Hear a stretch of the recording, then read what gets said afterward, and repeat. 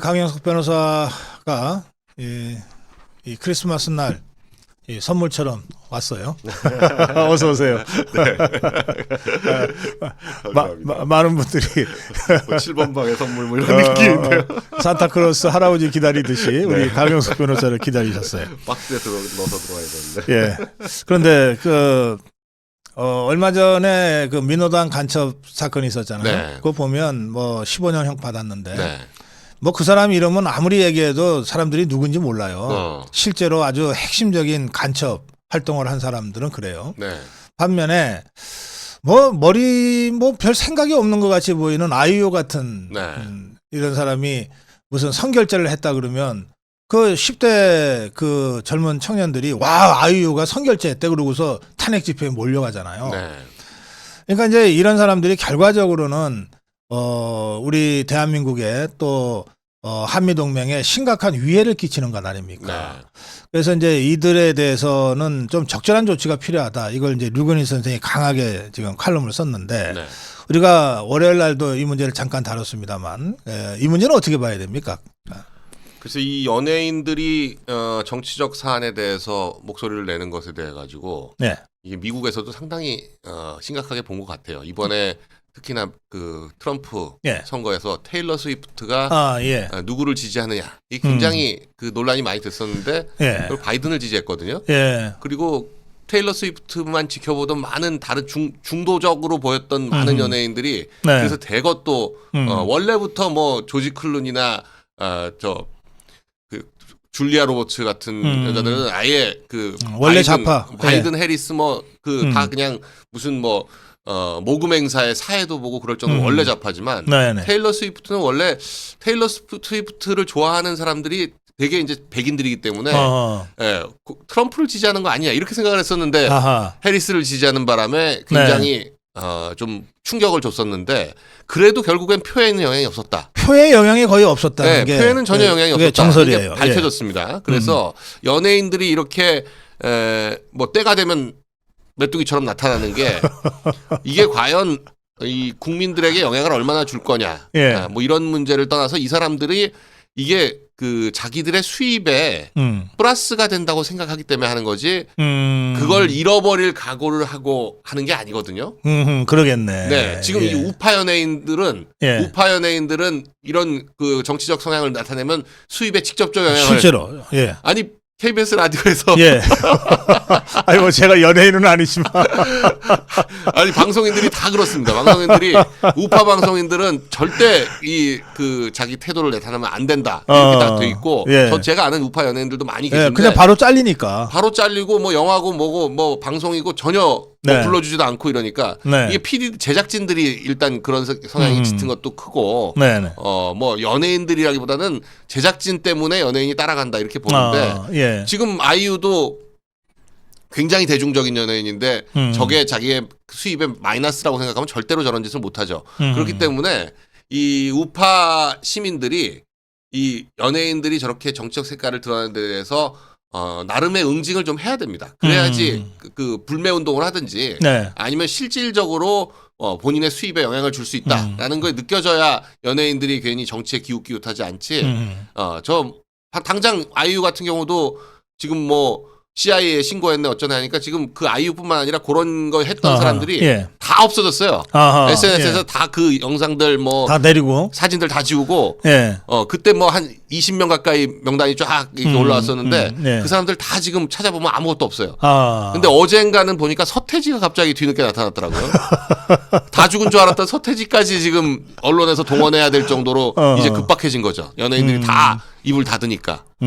그렇군요. 예. 예. 그러니까 서태지도 신고해야 됩니다. 서태지도 뻑하면 미국 가던 사람인데 예, 뭐 미국 가서 창작하고 오네 어쩌네 하고는 대거 표절만 하고 돌아왔던 대표적인 연예인인데 예. 서태지는 그렇게 맛을 보는 게 아니라 어떻게 서태지가 맛이 갔는지를 예전에 그 서태지 작품들 보면 다 표절이거든요. 다. 예, 그걸 다시 한번 리마인드 시켜서 이런 때 그 망둥이가 뛰는 그런 짓을 못하게 만들어야 됩니다. 네. 예. 이거는 이제 우리 일반 국민들이 다 소비자잖아요. 네. 연예 상품의 소비자니까 소비자로서의 정당한 권리를 행사하는 차원에서 불매운동이라든지 네. 이런 일들이 한 사람이 하면 별것 아니지만 이게 저쪽에 수익과 직결된 저 이른바 좌파연하는 네. 이 개념 하나도 없는 개념 연예인들한테는 네. 실질적인 응징이 되죠. 네. 그렇게 해서 이 어떤 이미지가 생기면 방송가에서도 그 부르기가 부담스럽거든요. 네. 김제동 못 부르잖아요. 아, 네, 그러네. 김제동 못 부르고 김미화 못 부르는 게 네. 아무리 좌파라서 쓰고 싶어도 네. 그 이미지 때문에 나오면 그냥 중도적인 사람들까지 다 뭐라고 하기 때문에 네. 네. 네, 그렇게 좀 해야 됩니다. 그렇기도 하고 제가 저 박근혜 대통령 탄핵 때나 광우병 때나 뭐 그 이후에 이렇게 보면 네, 실제로는 다 잊혀졌거나 네, 뭐 별로 존재감도 없는 자들이 톡톡톡 한두 마디 하면서 존재감이 막 급상승하고 뭐 이것도 언론에 일종의 나오고. 마케팅 네, 전략 마케팅이죠. 같아요. 네, 음. 그 사람들 다 마케팅이죠, 뭐. 음. 아니 김미화 같은 경우에는 소고기 못 먹는다 어쩐다 그러더니만 뭐 미국산 스테이크 전문점 차렸잖아요. 아 그러니까 네, 참 우리가 이런 자들까지 다 일일이 상대해야 되는 것이 좀 한심하기도 한데 네. 어쨌든 이게 뭘 모르는 대중들한테는 어쨌든 영향을 주니까 네. 예, 그것도 나라에 좋지 않은 영향을 주니까 우리가 네. 좀 경각심을 갖자는 취지의 문제 제기를 했습니다.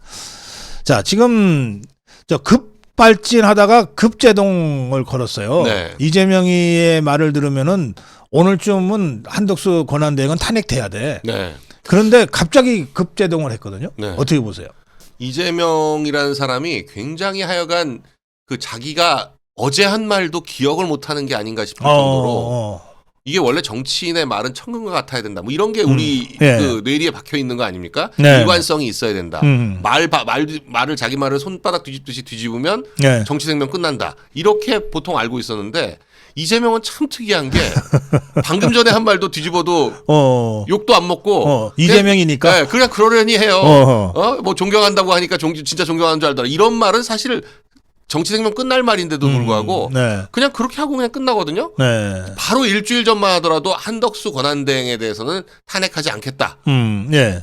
그걸 아주 그냥 뭐 대국민 약속처럼 했었거든요. 네. 네. 근데 그 사이에 며칠 만에 말을 또 확 뒤집어가지고 탄핵하겠다고 그런 건 또 자기가 직접 안 하고 박찬대 딱 시켜요. 박찬대 나와가지고 또 흥분해가지고 하더니만 또 브레이크를 탁 걸어. 지금 브레이크를 건 이유는 물론 뭐 너무 빠르게 가는 게 국민들한테 좀 안 좋게 보인다는 얘기를 어디서 들었겠죠. 그러니까 조금 한 스텝 천천히 가자라고 보고 있어서 그렇겠지만 그 자체 논리의 모순도 좀 발견이 되고 있습니다. 지금. 아하, 예. 그러니까 일단 한덕수 권한대행을 151석으로 탄핵할 수 있느냐, 200석으로 탄핵해야 되느냐. 네. 여기에 대해서 뭐 입법조사처에서 공식 의견을 받았다. 그래가지고 입법조사처가 내놓은 공식 의견을 보면 권한대행은 151석으로 탄핵이 가능하다. 그걸 그러면서 얘기가 총리 시절에 그러니까 본래의 직에 있었을 때의 행위를 가지고 탄핵을 하면 151석으로 탄핵이 가능하다. 이걸 그 책을 찾았다고 하면서 했거든요. 예. 그 책이 뭐냐면 이 책입니다. 주석 헌법재판소법이에요. 이 책 지금 갖고 오셨네. 네, 헌법재판소 화면에 좀 띄워주세요. 헌법재판소 헌법재판연구원에서 내놓은 주석 헌법재판소법이라는 책이 2015년 판인데 네, 네. 이 책에서 그 권한대행자 자신이 본래 직무집행 중에 위법행위에 대해서 본래 신분으로 탄핵의 대상이 될 때는 그러니까 국무총리 시절의 일로 해가지고 탄핵할 때는 151석이다. 그러니까 본래 네. 그러면 그 지위에 따른 국무총리가 거. 탄핵되는 거예요. 네, 그건 국무총리가 탄핵되는 건데 이 조항을 기초로 해가지고 입법조사처는 151석이라고 얘기했거든요. 야, 이거 찾아내느라고 고생했겠네. 아니 저는 그래가지고 이상하다라고 해서 이 책을 한번 찾아봤더니 그 바로 윗줄에 뭐라고 돼 있냐면 네. 진짜 황당합니다. 대통령 권한 대행의 경우 본래의 직에 대한 탄핵 발의 의결에 필요한 정족수보다 더 가중된 정족수를 충족하여야 하므로 이게 아주 당연하다는 거에 나와요.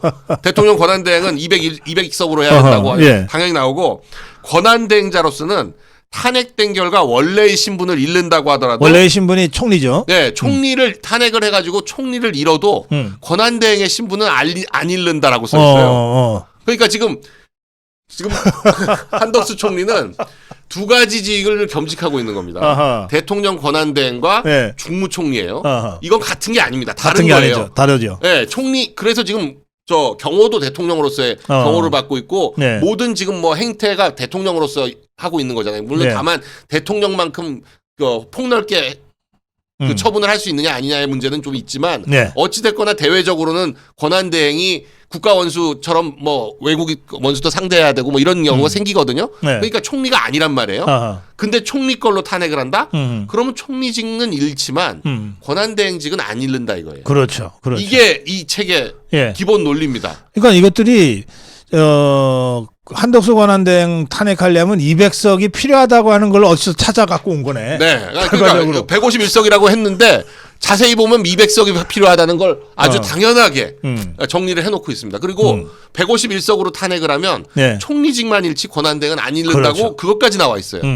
그러니까 이거 들이밀면 우원식 의장이 지금 이제 결정을 해야 되는데 우원식 의장도 할 말이 없어질 겁니다. 입법조사처 얘기 가지고 지금 밀어붙이려고 그랬는데. 그러니까. 예, 요게 뭐 바로 입법조사처가 이 책 보고 했다고 그냥 아주 언론에다가 대문짝만하게 얘기를 했거든. 자기들은 자기네가 얘기한 게 아니다.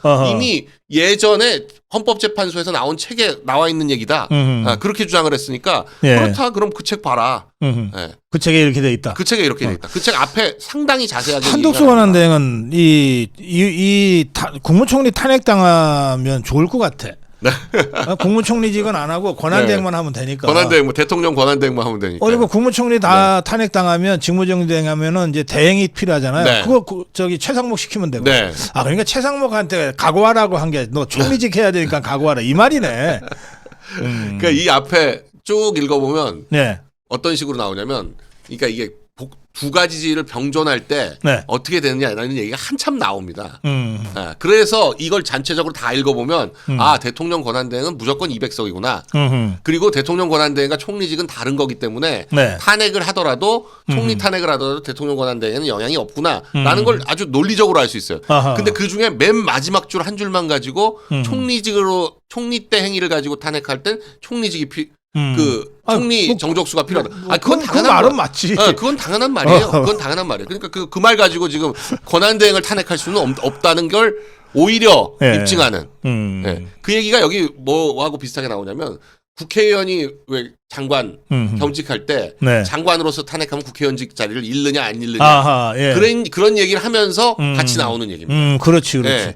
장관 탄핵당한다고 해서 국회의원직을 잃는다는 게 말이 돼요? 네, 그러니까요. 그거랑 같은 겁니다. 지금 대통령 권한대행인데 총리를 탄핵했다고 해서 권한대행직을 잃느냐? 아니다 이거죠. 그렇죠. 권한대행은 200석으로 탄핵해야 되기 때문에. 근데 이제 그래서 200석이 필요하다 권한대행을 탄핵하려면이라고 하는 주장을 이제 권성동 원내대표도 하고 네. 이제 국민의힘 쪽에서 하니까 네.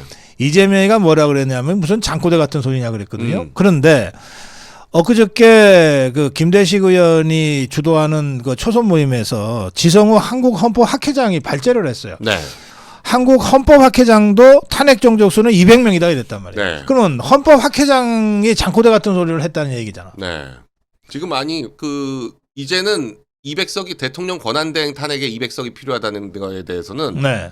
거의 이론의 여지가 없고요. 네. 다만 이제 총리 시절 행위를 가지고 탄핵했을 때 어떻게 되냐 이제 그것만 지금 남은 겁니다. 예, 이제 이거는 이제 정리가 돼버린 네, 정리가 된 거예요. 예. 민주당도 스스로 지금 대통령 권한대행으로서 지금 특검법 공포 안 하고 헌법재판관 임명 안 하고 이걸 트집을 잡는 게 아니라 네. 총리 시절에 국무회의 참석한 거, 아하. 계엄령 예. 국무회의 참석했다 이걸 가지고 지금 탄핵 사유로 삼고 있거든요.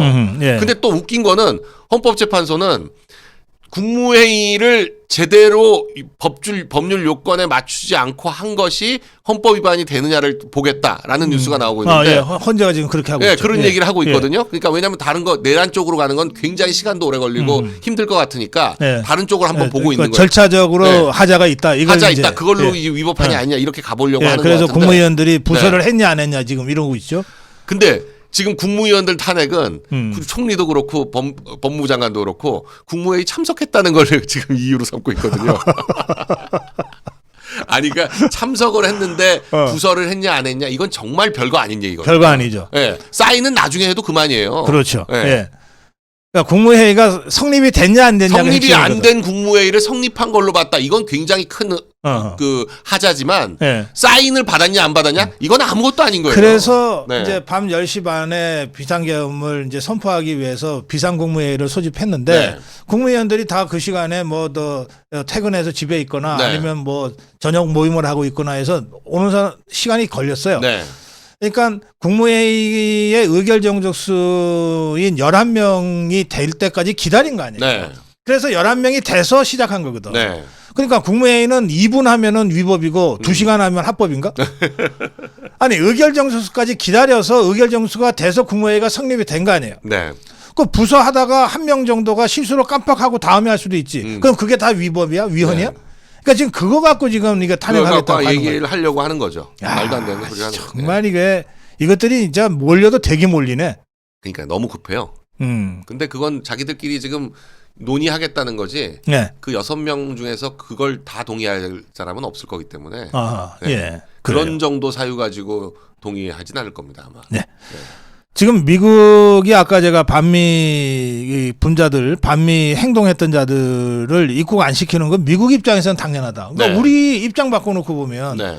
이를테면은 뭐 일본에 예컨대 구급파가 있잖아요. 아니 우리 뭐 다른 것 따지지 네, 말고요. 유승준. 유승준이도 우리 지금 못 들어오게 하잖아. 아니 유승준 지금 20몇 년간 못 들어오고 있어요. 네. 우리나라 저기 그 병력 네. 회피했다는 이유로. 네. 네. 아니 근데 사실 그 뒤로 재판을 해가지고 네. 아니 사형도 한때는 저 공소시효가 15년이었는데 예, 지금 25년 돼서 하여간 그 공소시효가 넘어갈 수도 그 공소시효 거의 좀 있으면 넘겠네요. 사형의 공소시효도. 예전에 15년이었어요. 그때 유승준이 쫓겨날 때만 하더라도 예, 15년이었는데 네. 15년 사형의 공소시효보다도 더 긴 기간을 지금 한국에 못 들어온다는 거. 이게 그냥 국민 감정 뭐 이런 건데. 그렇죠. 그러니까 출입국은 사실 그렇게 엄격한 법적인 그런 게 아니거든요. 그러니까 그 나라에서 봤을 때 위험 인물이거나 기피 인물이다라고 하면 못 들어오는 거예요. 그러니까 꼭 위험하다, 테러다 이런 거를 떠나서도 우리가 봤을 때 이 사람 뭐 반미 사상이 너무 강하고 뭐 구체적으로 뭐 미국을 어떻게 뭐 위해를 가한다거나 그러지는 않더라도 네. 그 국민들한테 안 좋은 영향을 끼칠 수 있다. 그렇게 보면 그렇게 판단하면 입국 거부를 할 수가 있는 거죠. 그러니까. 네. 예, 이건 무슨 재판 걸 일도 네. 아니고 자기들이 판단하는 거거든. 거기에 무슨 엄격한 증거를 요구하는 것도 아니고 예. 그러니까 CIA나 미국 대사관에서도 SNS 다 보겠다. 아니 뭐 없는 자료를 찾아가면서 하진 않지만 자기가 자기 스스로 당당하게 공개한 자료를 왜 참고를 안 하냐. 있는 자료 없는 자료를 다 참고하는 것이 정보의 기본인데 네. 그 자기가 자기 스스로 떳떳하게 공개한 SNS를 참고 안 할 이유가 없지 않냐. 그게 미국 정보기관의 입장이더라고요. 예. 근데 그걸 뭐 아니네 기네 뭐 따질 필요가 없습니다. 그렇죠. 자기가 자기 SNS에 당당하게 촛불 뭐 응원봉 해가지고 올려놨으면 그건 책임져야죠 자기 스스로. 예. 그런 것 때문에 뭐 외국을 못 가게 미국을 못 가게 된다. 일본을 못 가게 된다. 그럼 다른 나라 가면 되지. 캐나다를 못 가게 된다. 아니 근데 주요한 나라를 다 못 가요. 그래? 그러면 이제 예. 중요하지 않은 나라로 주로 다니면 되네. 중국, 북한, 러시아 쪽으로 그렇지. 이란 거기, 해가지고 거기 가서 공연하면 예, 되네. 예. 그쪽으로 쭉 다니면 돼요. 예. 그러니까 세상은 넓고 갈 데는 아직 많으니까 네. 괜히 뭐 미국인이 유럽인이 선진국인이 뭐 일본인이 이렇게 돈 되는 데만 자꾸 찾지 말고 아프리카도 좀 가고. 글쎄. 네. 자, 그런데 이 과정에서 미국의 한독수 대행에 대한 지지 표명은 굉장히 강력한 지지 표명이더라고요. 보니까 네. 캠벨의 발언이. 네. 그런가 하면은 이제 트럼프 대통령 취임식에 네. 그 초청하는 명단도 굉장히 중요하잖아요. 네. 누구를 초청하냐. 네. 국민의힘에는 조정은 의원, 김대식 의원을 초청했다고 그래요. 네. 또 정광훈 목사 부부도 초청했다 그러고. 네. 그러면 미국이 다 지금 국내 상황, 한국 정치 상황을 보면서 자기들과 트럼프 행정부와 앞으로 4년 동안 파트너십 할 사람들을 초청하는 거 아니에요? 네. 뭐 그렇게까지 확대 해석을 하지 않더라고 하더라도 네. 일단 김대식 의원 같은 경우에는 미국에 굉장히 이렇게 좀 정재계 연이 좀 많은 편이라서 매번 초청됐습니다. 예. 네. 오바마 때도 초청되고 계속 초청을 받았었던 분이거든요. 그러니까 이분이 초청된 거는 나름 뭐 개인적인 인연 이런 게 좀 있다고 봐야 되고요. 조정은 의원 같은 경우에는 그 하버드 케네디 스쿨을 나와가지고 월드뱅크에 근무하고 그랬었기 때문에 그래, 세계은행에 네, 그래서 이제 그 본인이 또 그 워싱턴 쪽에 인맥이 좀 있는 편이에요. 그러니까 특히나 이번에 초청을 받지 않았나 싶고 정광훈 목사님 같은 경우도 이 뭐 기독교계가 사실 우리나라 그 대외 어떤 그 창구 중에 하나잖아요. 아주 예. 강력한 창구 중에 하나 아닙니까? 내가 미국은 기독교 네. 국가지. 기본적으로. 기독교 국가지. 그리고 예. 그 뭐 트럼프하고 뭐 할 때 제일 안 통한다 싶으면은 뭐 목사님들 몇 명 통하면 다 만날 수 있다 이렇게 다 알려져 있을 정도로 예. 그런데 그러니까 역시 그 개별적인 그런 어떤 창구, 그러니까 아주 공식적인 창구도 중요하지만 네. 이런 개별적인 창구가 굉장히 영향을 많이 미친다. 미국의 대외 정책이나 미국의 우리가 이렇게 관여를 할 때 네. 이렇게 공식적으로 외교부와 뭐 국가 간의 관계 뭐 이런 것뿐만이 아니라 그런 어떤 개인적인 인맥이 굉장히 영향을 많이 미친다는 걸 알 수가 있습니다. 아, 그럼요. 특히나 그게 제일 심한 게 미국이 공식적으로 다른 나라들과 다 똑같이 우방이고 다 맹방이고 뭐 혈맹이고 그렇게 말은 립 서비스는 하지만 실제로 가장 중요한 우방이라고 생각하는 게 영국하고 이스라엘하고 인도입니다. 네, 이 세 나라를 우방이라고 생각하는 이유 중에 하나는 뭐냐면 일단 물론 그러고 파이브 아이즈 국가들은 당연한 거죠. 이제 캐나다나 뉴질랜드나 뭐 호주는 영어가 통하는 같은 국가니까 그건 뭐 당연하다고 할 수 있지만 이스라엘과 인도가 좀 특이한데 네. 이스라엘과 인도가 그 미국과 그렇게 깊은 관계인 이유가 그렇게 굉장히 횡으로종으로 많이 엮여 있어요. 아하, 예. 뭐 미국에 있는 600만 유대인들이 다 이스라엘 국적을 가지고 있잖아요.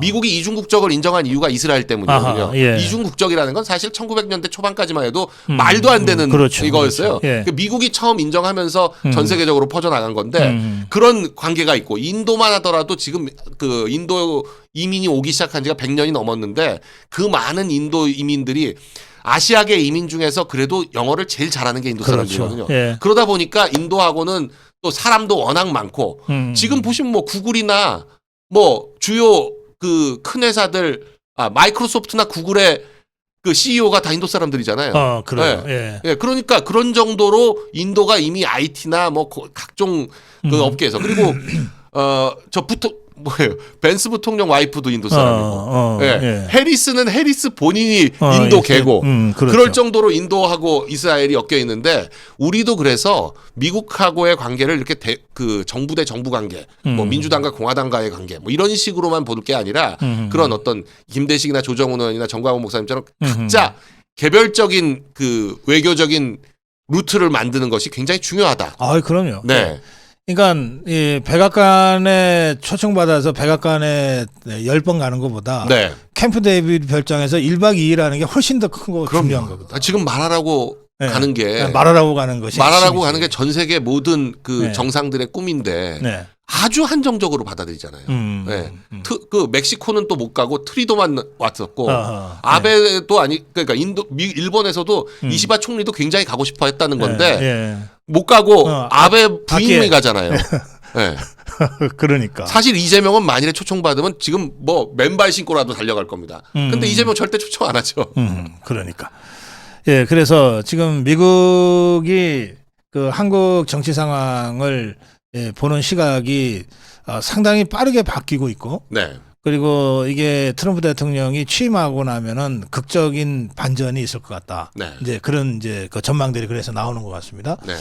그리고 또 한 가지는 윤석열 대통령 지지율이 계속 올라가고 있어요. 근데 이걸 갤럽하고 저 리얼미터는 또 발표를 안 하고 발표를 안 해요. 조사는 할 텐데 발표를 안 해요. 당연히 조사를 하죠. 그러니까 조사 문헌에서 그걸 굳이 뺄 이유가 없으니까. 이것들이 한 자리 숫자로 떨어질 때까지 발표 안 할 건가? 그 한 자리 수 떨어졌으면 아마 발표했을 텐데. 당연히 했겠죠. 예, 이게 지금 모든 다른 여론조사들 하고 있는 데를 보면은 지금 2주 연속 계속 오르고 있거든요. 오르고 있어요. 30% 넘은 조사 결과도 네, 나오고 그렇습니다. 있습니다. 예. 그러니까 30% 넘은 조사 결과라는 건 오히려 윤 대통령이 열심히 할 때보다 지지율이 더 올라간 거예요 지금. 20%대 후반이었어요. 탄핵당하고 나서 지지율이 더 올라갔어요. 올라갔어요. 이 현상을 보면 노무현 대통령 생각나거든요.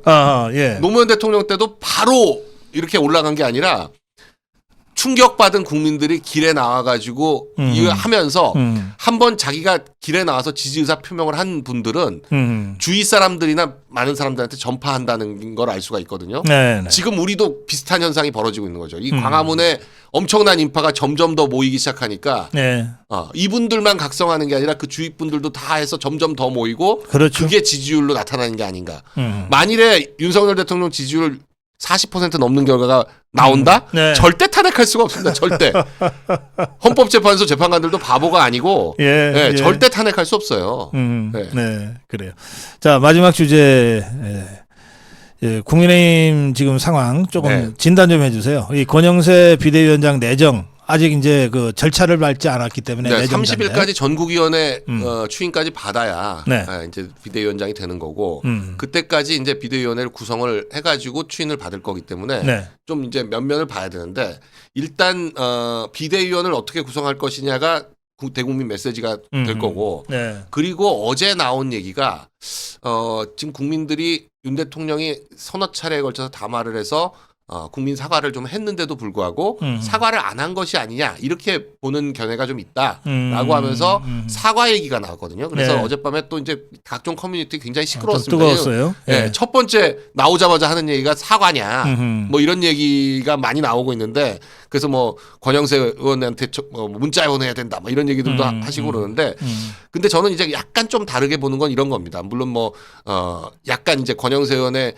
과거 뭐 중국 대사 뭐 이런 것 때문에 친중 성향이 있는 거 아니냐 뭐 이런 분들도 있고 그런데 투톱이 둘이 똑같은 목소리를 낼 거면 투톱이 필요가 없어요.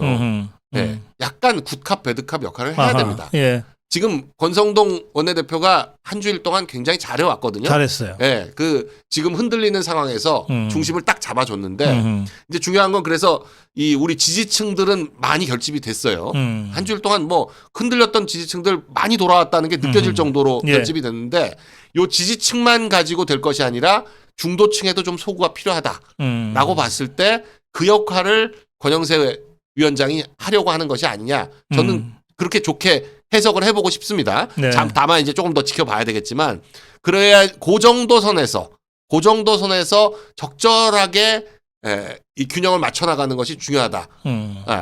지금 뭐 권영세 위원장이 한동훈처럼 오버하지는 않겠지만 네. 그래도 어느 정도 중도층에 다가갈 수 있는 거는 좀 필요하기 때문에 그러니까 그 뭐 소위 말하는 국함 역할을 좀 해야 될 필요가 있는 예. 거죠. 저는 그렇게 바라보는데 그 일단은 뭐 그건 이제 제가 이제 권영세 의원을 좀 믿기 때문에 이제 그렇게 얘기하는 거지만 뭐 많은 분들 잘 모르시는 분들은 이제 권영세 위원장이 혹시나 이렇게 또 한동훈 같은 짓 하는 거 아니냐에 대해서 우려하는 분들이 있는데 절대 그럴 스타일도 아니고 네. 굉장히 안정감 있는 스타일이라서 그런 위기 시에 잘 대처해 나갈 걸로 봅니다. 강영석 변호사가 국회의원 할 때 그 같이 의정 활동을 네, 그랬었고 예. 그리고 이제 제가 하버드 로스쿨 다닐 때 같이 1년간 그분은 이제 1년 전에 케네디 스쿨하고 1년 동안 비지팅을 하면서 처음 출마할 때 같이 뭐 상의도 하고 2002년도에 처음 이제 나올 때 같이 상의도 하고 뭐 여러 가지 그 하여간 오랜 기간을 얘기를 많이 해봐서 예,